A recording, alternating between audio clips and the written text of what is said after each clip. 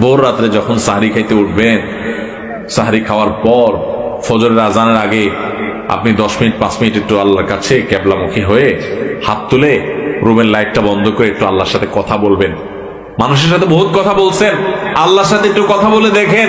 আল্লাহর সাথে কথা বলার স্বাদ আছে ভাই, অনেকে জীবনে একবারও এই স্বাদ পান নাই। একটু কথা বলে দেখেন।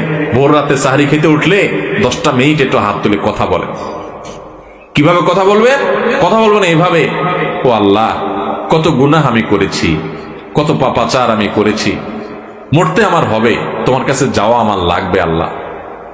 শয়তানের প্ররোচনা করেছি, এই রমজান মাস তুমি কত মানুষকে মাফ করে দাও।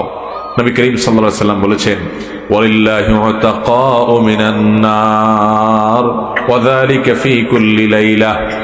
রমজানের প্রত্যেক রাতে আল্লাহ তাআলা অনেক মানুষকে সাধারণ ক্ষমা ঘোষণা করে দেন, যে যাও অমুক অমুক অমুক অমুক, যাও তোমাদেরকে মাফ করে দেওয়া হলো, জাহান্নাম থেকে মুক্ত ঘোষণা করে দেওয়া হলো। আল্লাহ কত মানুষকে আপনি সাধারণ ক্ষমা করে দিবেন। আল্লাহ আপনার সাধারণ ক্ষমা পাওয়ার জন্য কোনো যোগ্যতার দরকার হয় না, আপনি চাইলে যাকে তাকে মাফ করে দিতে পারেন। দুনিয়ার প্রেসিডেন্ট প্রধানমন্ত্রী চাইলে একটা দেশের যাকে তাকে যা খুশি তা দিয়ে দিতে পারে।